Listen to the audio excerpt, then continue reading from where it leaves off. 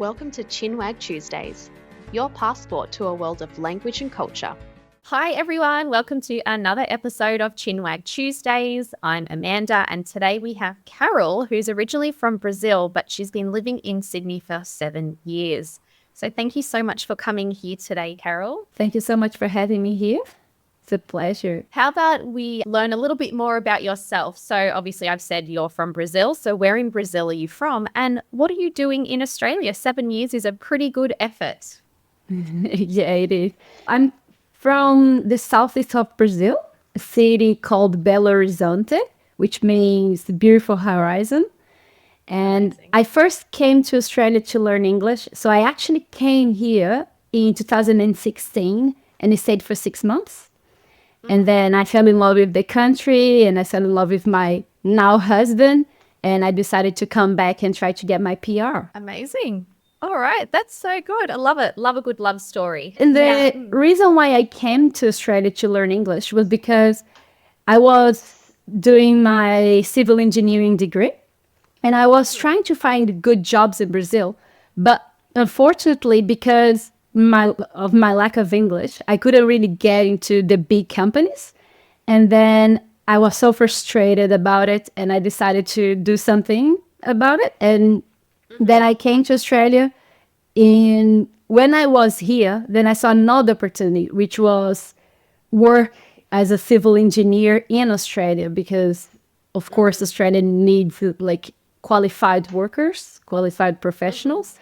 So that's when I started thinking about it and considering actually going back to Brazil, finish my degree, and then come to Australia to live. Yeah. Okay. Wow. And is that what you ended up doing? You went back to Brazil, came back, and then go back to Australia? Yes. Well, when I first came, I was actually, I had just finished my 4th year at university, and my course is 5 years. So then I needed to go back and finish those 2 semesters. And that's when I came to Australia and started looking for jobs in my field. Yeah. And is that what you're doing now? You're working as a civil engineer? Well, to be honest, I'd never really worked as a civil engineer, but I worked in the construction industry.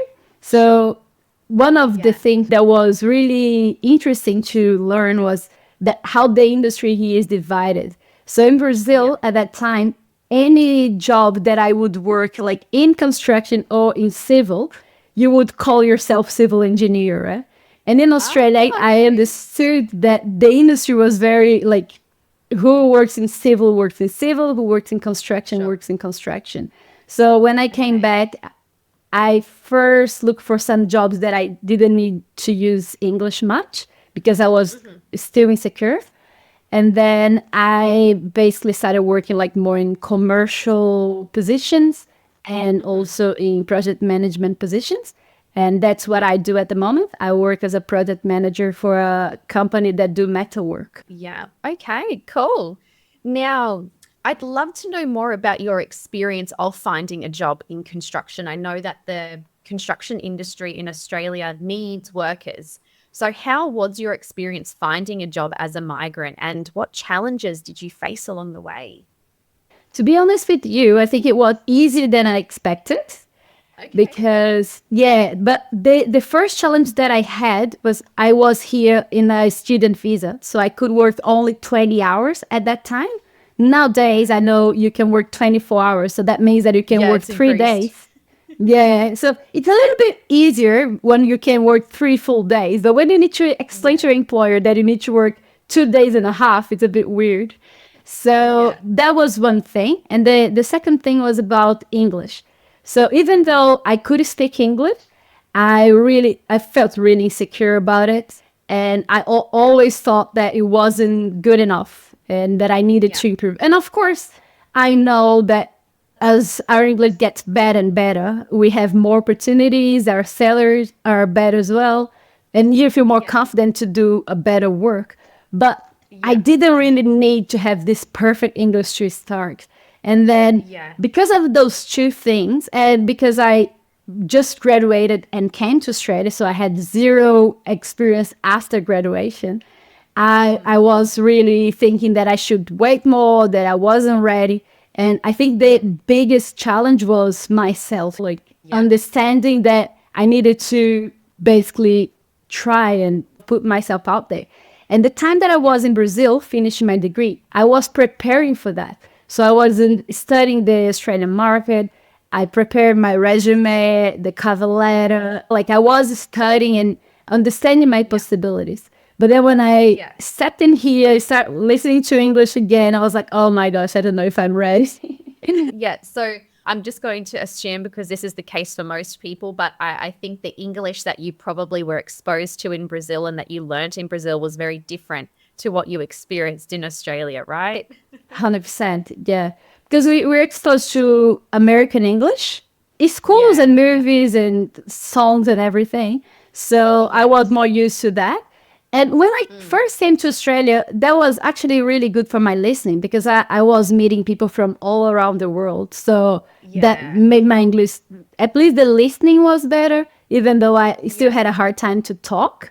And for some people, learning another language is easy, but it wasn't for me. Even in Brazil, like especially English. I learned a little bit of Spanish, but English was really hard. I couldn't make sense of it. And then after like studying a lot, living here for a while, then I started feeling a bit more confident. But what made me feel more confident about my English was actually working in my field, because then I was reading, listening, exposed the whole day. And what happens a lot of the times is that we come here, but we still stick with our community. So even in my English classes, I wanted to stay with Brazilians, you know what I mean? Because you feel home, you feel you can express yourself. So and there's a big Brazilian community in Sydney, isn't there? Yeah. Well, in the whole Australia, to be honest. And we're allowed as well, so then people know we're there. I actually have one Brazilian student, and he was telling me how the first time he talked on the phone on the bus, people were looking at him really badly, and he thought that it was because he was speaking another language, because unfortunately people get a bit like that in Australia when it's something they don't understand. And he was talking to a friend about it, and he was like, no, it's because you were talking on your phone. People don't do that on the bus. Yeah, it's exactly. Like, that's actually really true. Yeah, it probably wasn't necessarily the fact that you were speaking Portuguese, but rather you were talking loud on the phone on the bus. 100%. Yeah, that's true. And that's the nice thing about it as well. You get exposed to a different culture. And unfortunately, a lot of people come to Australia and they don't really open up to live the different culture, right? So I know a lot of Brazilians that live Brazil in Australia. So they don't fully experience what Australia is and how the culture here is. But yeah, it's really good when you understand that and then you can adjust. Yeah, definitely. And I think this is a bit of a problem at the moment in the sense that, and it's not just Brazilians, I think it's a lot of migrants that do go to Australia. Yeah. I think it's migrants that go to any country, actually, because it's something I had to do here in India, is that you do have to find ways to integrate and learn about the culture and country. And you might have to leave behind some things of your home country or culture or some of your beliefs in a way in order to integrate, because it's going to make your journey a lot harder if you do just try and shift who you are as a person, your thoughts, your beliefs, everything, and go to a new country and expect all of that to work there, because it doesn't. And I had to learn that the hard way too. I really had to stop thinking like an Australian here in India, because it doesn't work. Yeah, that's completely right. And I see that all the time. And sometimes for example, that you gave to us about like, people were looking and then you feel they're not tolerant but it's not about that. It's because you basically didn't take the time to learn about the culture and then adapt. Exactly. And that's really important, and that makes you grow as well. Because even if you live here for a while and you go back, a lot of the things that you learn, you can take with you and make, like, for example, in Australia, I find people very polite. In Brazil, a lot of the times you don't really have to say thank you all the time. And then when I first arrived in Australia, I worked as a waitress. And like sometimes you would do one thing and you would receive like 3 thank you for that. And it's like even weird, like thank you. But then when I went back to Brazil to finish my degree, then I took that with me and I started being more polite with everyone. And I'm sure that that was actually nice for people that I interacted with. And maybe because these people were seeing me very polite, maybe they could be a bit more polite with other people, you know what I mean? Not that you had to, the same as you said about India, like maybe because it's not cultural, if you overdo, it's a bit weird as well. But if you take a little bit of that, sometimes you actually introduce something new to your family and your friends, and that's nice. Yeah, it really is. And, I kind of had the same situation coming here is that I was saying please and thank you to everything or saying sorry. And it was a bit of a challenge initially when I met my husband because I had this expectation of please, excuse me, thank you, sorry, because that's just what I grew up with. But it's not something that's here because in Hindi, those requests are in certain words. There's polite ways, like polite verbs, for example, or polite imperatives. So they don't necessarily have to say those things. It's implied in the sentence structure. So then I would kind of come across and I would think that my husband was being rude, but it's just that he didn't really know. Now he says please and thank you and things like that. So that's something that he's adapted to. But I definitely, I still do it when I go out to eat, if I go outside. And you can see that the other person feels really nice. And I think that's a nice thing too. 100%, yeah. Yeah, what you were saying before about how maybe sometimes Australians or people in Australia might look at migrants and maybe it might feel like they're being a bit intolerant, but it's just because maybe the person not from Australia might not be integrating as best as they could be, basically. And that's 100%. a really interesting point that you make because I was doing a little bit of research about this and I went into Reddit, bit of a deep dive into Reddit, but it was a question someone asked, an Australian asked that how do immigrants or how do migrants integrate? Because we tell them you need to integrate into society, but what does that look like? For an Australian, what does that mean?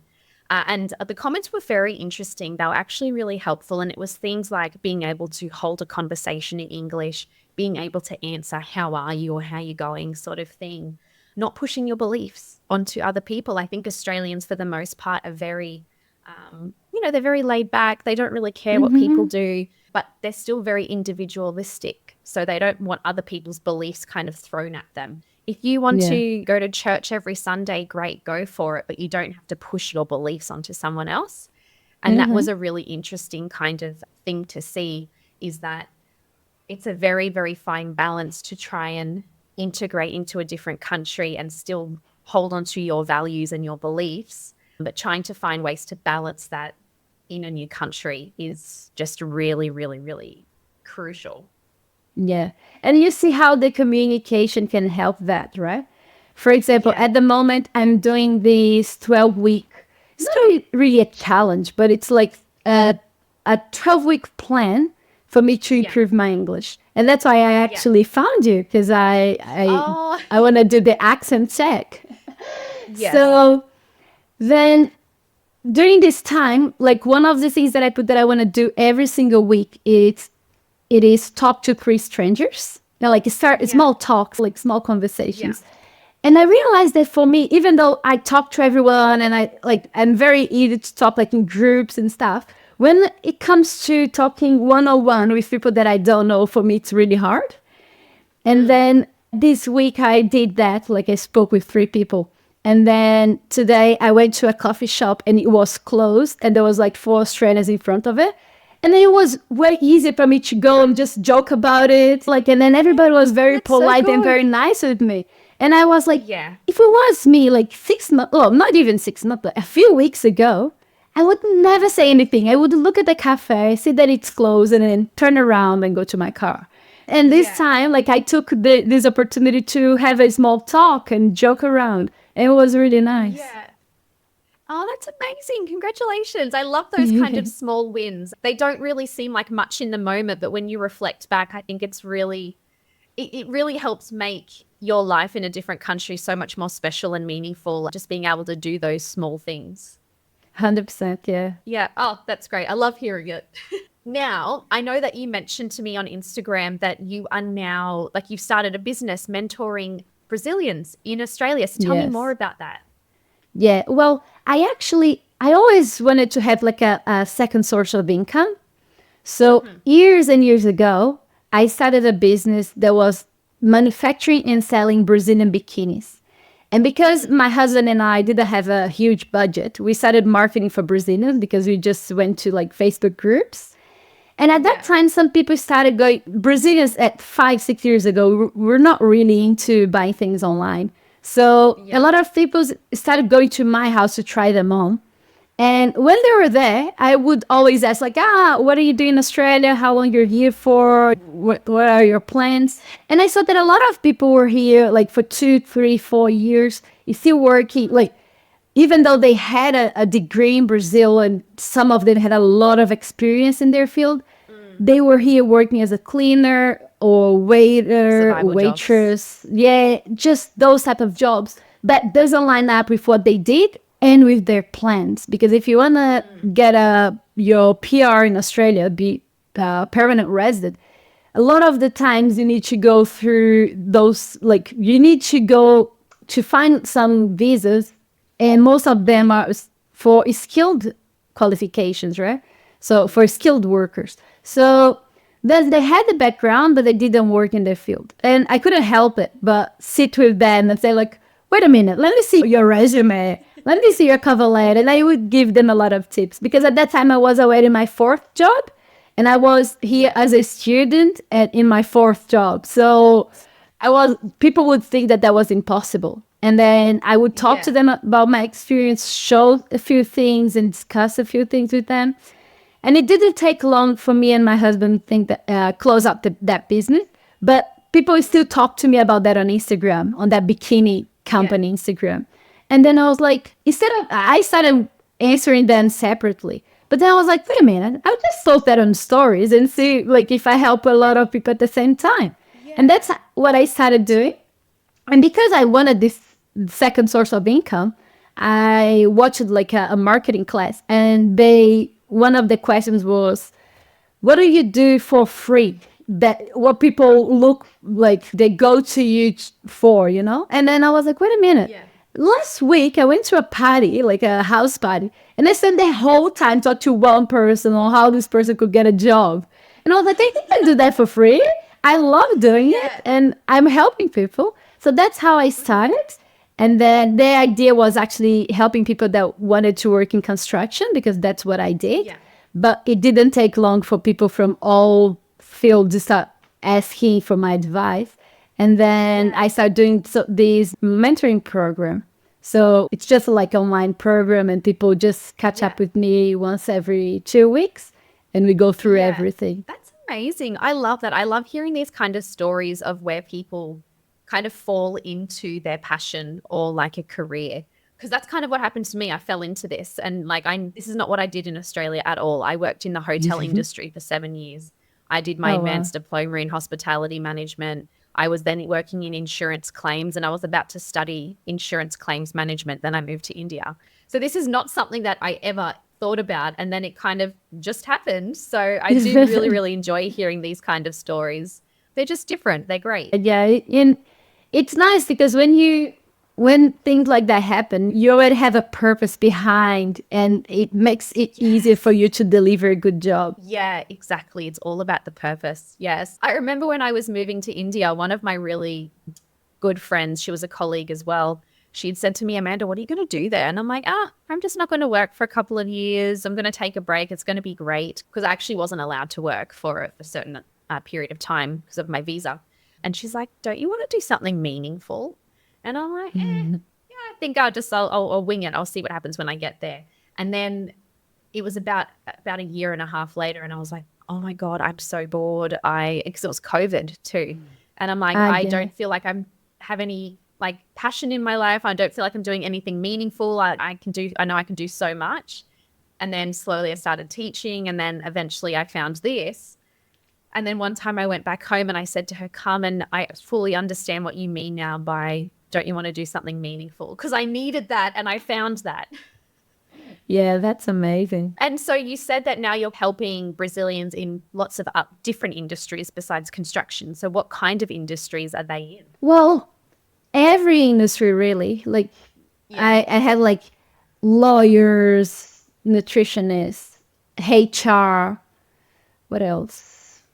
Like all types of engineering. So some not Yeah. related to construction, architects, scientists, everything. This is like a lot of Literally everything. Wow. that's yeah. Well, every profession, like every people from different profession that look like talk to me, we could find a way for them to get into the industry. Because at the end of the day, it's not about like what I help them is not really the technical stuff. It's more about Yeah. how to search and like Yeah. do a deep search to understand the differences. Because one of the things that make it really hard to get into your field is not understanding how things work in Australia. Same as we were talking about the culture.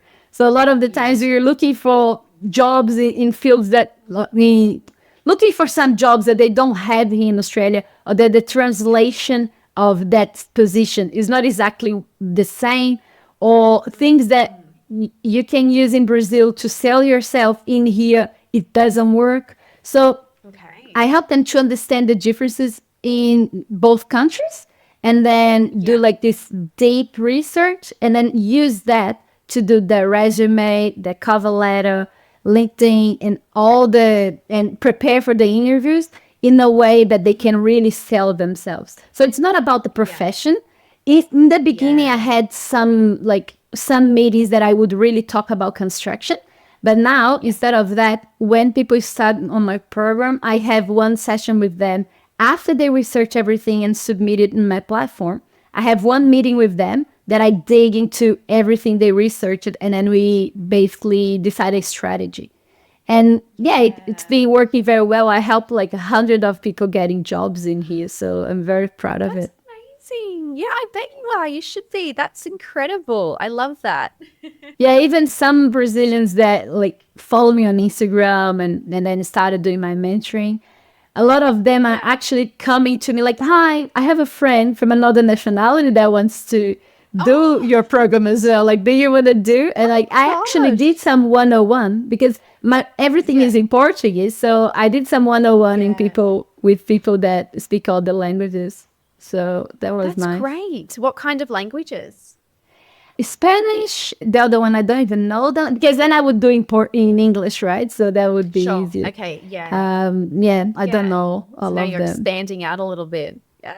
Awesome. And so you said that you've helped like over 100 people. So what would you say are some common mistakes that migrants make when applying for jobs in their field? And how can they improve their chances of getting a job? Yeah, well, for me, the first mistake is not understanding what the market is and what they are expecting from you. So a lot of people basically think about what it would work in their country. And in Australia, what I see is when they have like a job advertisement for someone in a certain level, they don't want to see someone that is way higher than that. And that's what a lot of Brazilians would do. They would put all the experience in the resume, show like all their qualifications. And sometimes instead of showing that, oh, wow, they're amazing, I think a lot of the times people think like, well, they ask for a lot of money. That's not really suitable. And then, so this is one common mistake.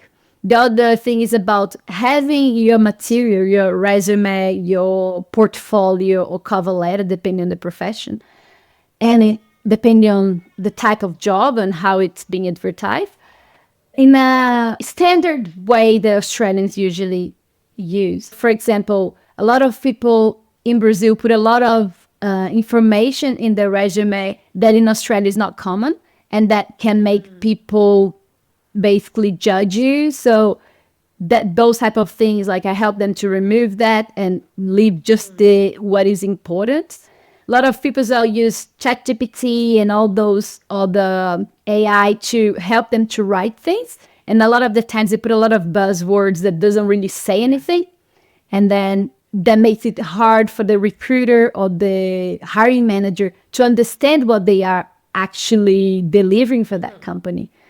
Even like the amount of things you say in a cover letter and the content of it, it's very different as well. I noticed that in Australia, people don't like to write a lot. They go straight to the point. So sometimes people like talk about their life stories and like that doesn't really help. or showing that they had so much experience and like that they have experience in different things. And like they want someone for that role. So they want to know if you know that. So what I help them to do is get their material, like their resume and cover letter, and basically tailor for the job that they want. And basically like get rid of everything that is not related and basically just show how they would fit in with that company and how they would deliver the job that they want to. Yeah. And so what are some things that maybe, let's say Brazilians, for example, add into resumes that is not really needed? Like, for example, you don't need photos and stuff like that. But what are some things that maybe they put in? Yeah. Yeah, some people put religion, if they're married or single, like things that their visa, which is like something that people can judge you before they have a conversation, you know what I mean? I think the main thing is that, and a lot of times they put a lot of the experience that they had outside their field. So for example, a lot of Brazilians come here to learn English. And then during that time, they're working as in construction, like as a labor or waiter, waitress, cleaner, and all of that. And a lot of people put a lot of those experiences in the CV. And then that doesn't really help the companies to track what you actually have to offer. So I help them like cleaning that out. Sometimes you need to include a career break and explain what you gained during that time. But there's a lot of information that is really not needed. Yeah, definitely. I think learning, again, that's a cultural thing in a way, isn't it? You have to learn about what the work culture or the hiring culture is like in another country. Because even like CVs here in India are really similar. You put your photo, you put your religion, you put your like marital status and things like that. Then they go to a country like Australia and keep all that same information, and it's just not needed. Yes. Like there's absolutely no reason why you would need to know someone's religion at all. Yeah. Or if they're vegetarian or non-vegetarian. Unless you're going to a function and then you need to just say. Exactly. Yes. Your meal preference or dietary requirements. Exactly. Now, you said that you found finding a job a little bit easier than expected and that you've had quite a lot of jobs during your time in Australia. So what do you think were the skills or maybe the strategies that helped you stand out as a job applicant in the job market? Well, first thing is I was really prepared. So I understood about those differences and I knew how to sell myself in my resume and cover letter. So that helped a lot. The second thing was networking. So I started telling everyone that I was looking for something. And the first 2 jobs that I had was actually casual jobs. But they were enough to give me local experience. So I put that on my resume and that make it look a bit better for my third job, which was a part-time job. And that's what I needed because I needed experience in here if I wanted to apply for the visas that I first wanted to apply. In the end, I ended up getting I applied with my husband. He is from Canada and he got his PR through his profession. But in the beginning, I needed that some time of experience for me to get points for a certain visa or for me to be able to be sponsored. So those casual jobs actually worked well in my favor, so I could put that experience there. The other thing was I really tailored my material to the job that I was applying for. And I prepared myself for the interview. I really read when I applied for the jobs, this part-time job and the other ones that I worked after, I really understood what they were looking for. And then I didn't say anything outside of that. I was very intentional about what I was talking to them. And my third job, which was the part-time one, I actually think I didn't do that well on they had a test because it was a job that I needed to use the software. And I had a test to show them how I use it. And I don't think I went very well on that. But during the interview, I sold myself so much and I spoke about all my experience, the things in Australia, the standards, how things are in Brazil related in relation to Australia, that I think that was enough for me to stand up in front of other people. And after a few days as well, I called them. I did a follow-up, which helped as well, because I'm sure people are busy sometimes, especially like that company that wasn't that big. They did do like big jobs, but it's a small office. I think they are really busy. And sometimes when you do a follow up and show that you're really interested, that makes them understand that, well, this person will do a great job when they start. So I think that helped a lot as well. Like follow up and show, being very proactive and show that I'm really interested. Yeah. And confidence. Confidence really speaks for itself too, especially like what you're saying, you really sold yourself, you're really confident in what you were delivering.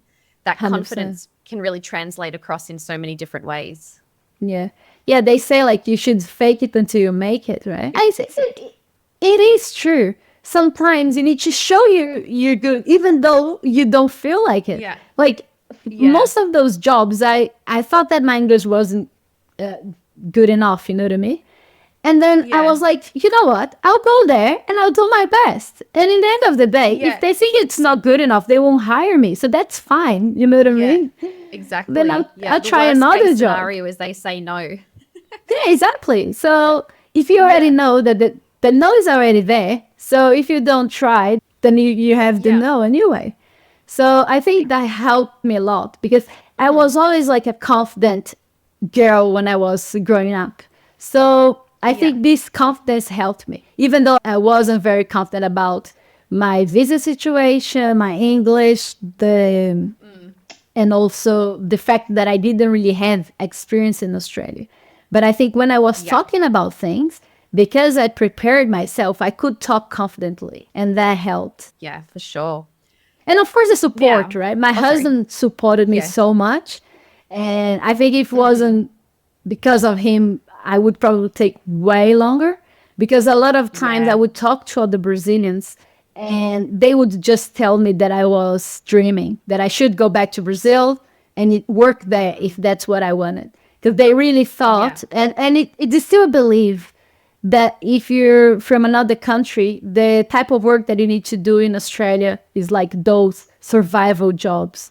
And that's not true at all. When you start working, you see how all the companies are always looking for good workers. So you just need to show that you are one of those.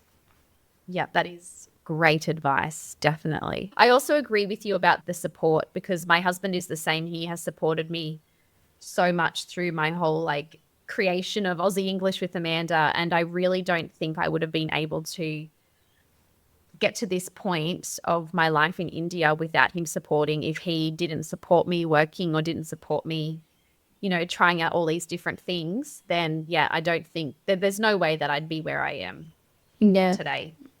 Yeah, 100%. And sometimes you won't have that support in your house. And that happens a lot. Sometimes like we are coming from another country, like I came from Brazil.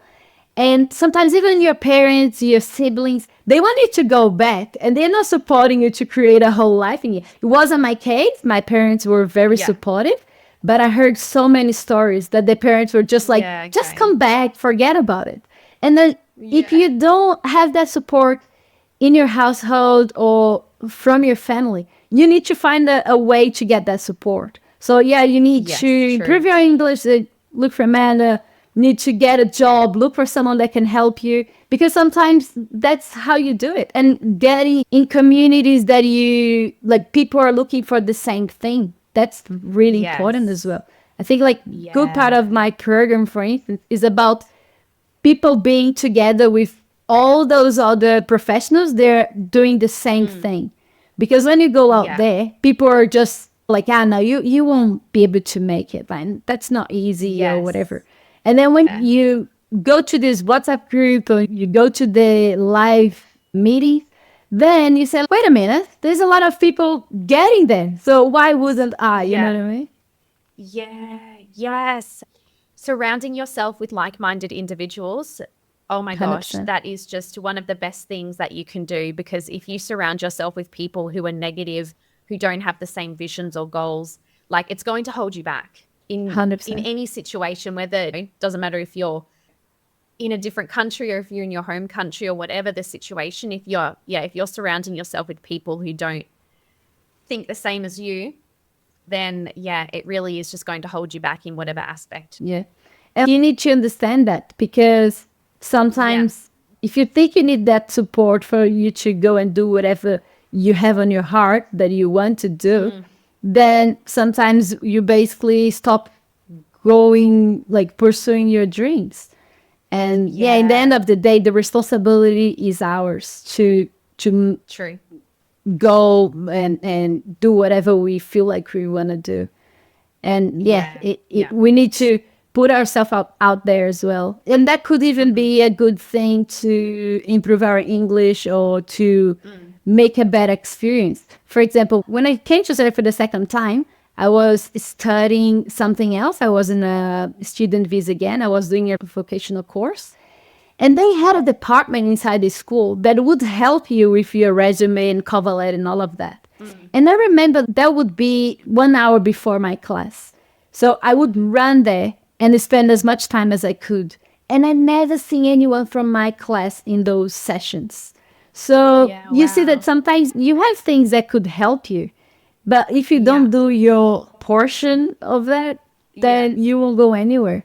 It's very good to, for example, there is that website as well, the Meetup, that you can participate in different meetings. So one thing that I did as well that helped me, I didn't get a job through that, but if I didn't get the other job, maybe I could get something else from that, was I found some meetings from the softwares that I would use, and I started joining them. And then I would meet a lot of people. So things like that are important we need to put ourselves out there and try new things. Yeah, Meetup is a great website for anything. A question I get a lot is, how do I make friends with Australians? And I'm like, maybe you should try broadening your horizons and look for like-minded people. And if they're Australians, great. And if they're from other countries, it doesn't matter, because there's no point trying to force a friendship on someone if you've got nothing in common. 100%. You can use websites like Meetup to find like-minded individuals who have the same interests as you, because then you've already got common ground, because maybe it's a book club. I have a student who plays board games, so he goes to board game groups and things like that. Yeah. And you find friends from all different nationalities. But Meetup is a really, really, really great resource. Yeah, I actually started going to this book club from Meetup as well. And exactly what you said. You have people from a lot of countries. There's a lot of Australians, probably most Australians, but you meet people from everywhere. So the lady that I have more contact with, she's from India, and she's awesome. Like, it's really nice talking to her. And and of course, I met people, a lot of Australians as well. And I see sometimes we think people are very, like, they're not open. But I think people are very open for friendship. And in the end of the day, it's more about, like you said, finding like-minded people and also putting effort in that friendship. Yeah. Because to be really honest, like, everybody's very busy. Everybody's doing their own thing. In my case, for instance, I work in construction and then I have my side business. So you need to find time for you to actually dedicate and see people and create experiences. Yeah, definitely agree. Now, I'm very curious, because you said your husband's from Canada. You both live in Australia. So Canada and Australia are obviously both English-speaking Western countries. Has your husband, has he had any kind of has he experienced any cultural differences or culture shocks in Australia that he's discussed with you, or things that maybe you can both relate to, that, and you think, oh my God, Australians are so weird? Well, he comes from a very small... Yeah, he comes from a very small city in Canada.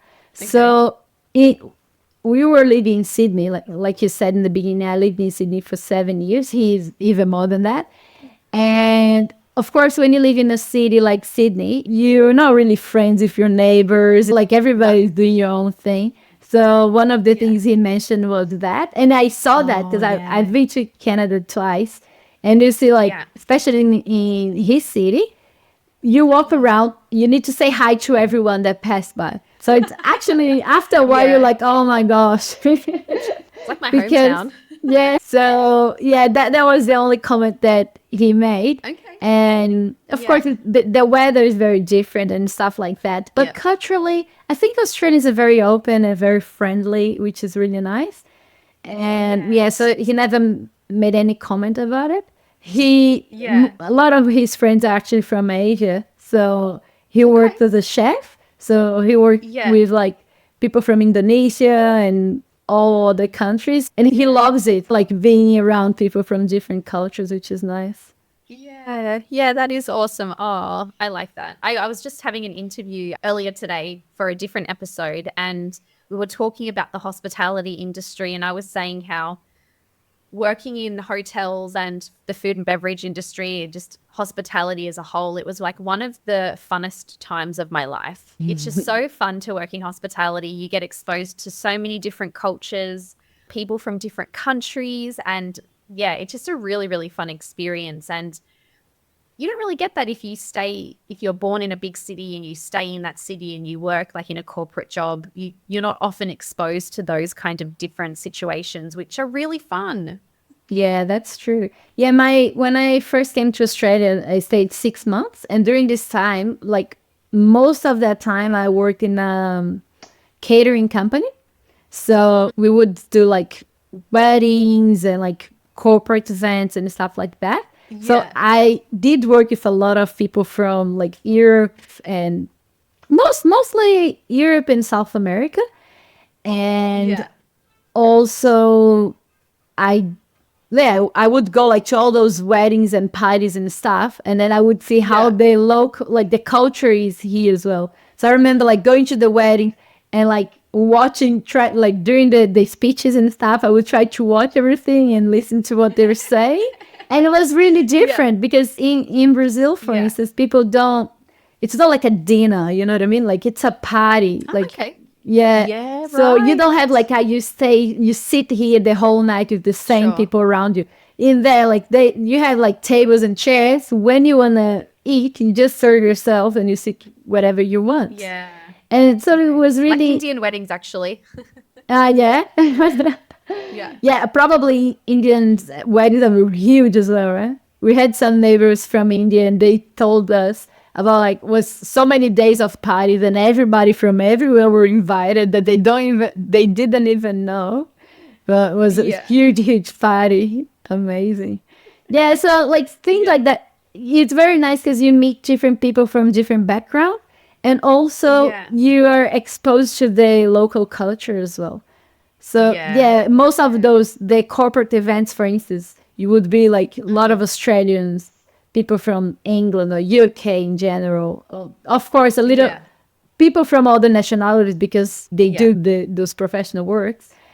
But yeah, then you, in the other hand, you would see like all these people that were here, like in working holiday visa, like from Europe and the South Americans in the kitchen talking and exchanging experience. So really nice. Yeah. Oh, yeah. So fun. So fun. I do miss it sometimes, but I just don't miss like carrying head stuff and being on my feet the whole day. Apart from that, there was nothing. yes, I know. I mean, when I left hospitality, God, when was it? It was probably about 10 years ago now, actually. And obviously, I was much younger back then. So Yeah. you could go partying after work and then get up early the next day and have 3 hours sleep and pull up for work the next day, and you're fine. Oh my Yeah. gosh, I have like one cocktail now and it knocks me out for like 3 days. Same here. And But I it was think fun back to because those times. and it was like in my case, for instance, like most people were like international students or they were here in those temporary visas. So like what everyone wanted to do was that, like going to parties, basically having fun. So it was really nice. And it's exactly Yeah. like you said. Sometimes it would work a lot. You'd be like very tired, but you still had energy to go party. And then next day you're back at work. Yes.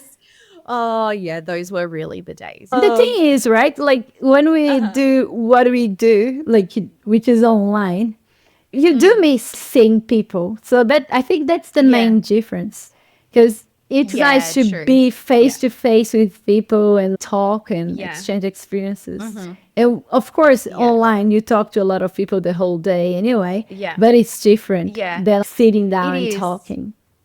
Yeah, it is different. Yeah, I agree. It's still great though. When I moved to India, like I was saying earlier, after a period of time, I was just like, oh, I'm so done. I'm so bored. I was feeling really lonely as well.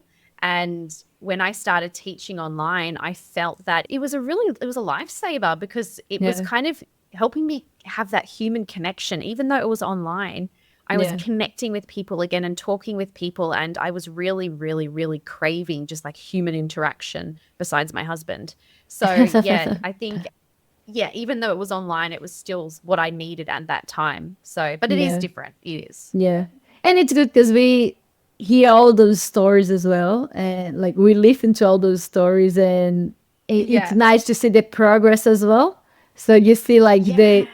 I imagine in your case, seeing the person that just started learning English and then how they develop Yeah. throughout the classes, which is nice. Yeah. Yeah. Yeah, definitely. Yeah, it's really fulfilling. Back to those meaningful situations. Yes, exactly. Yeah.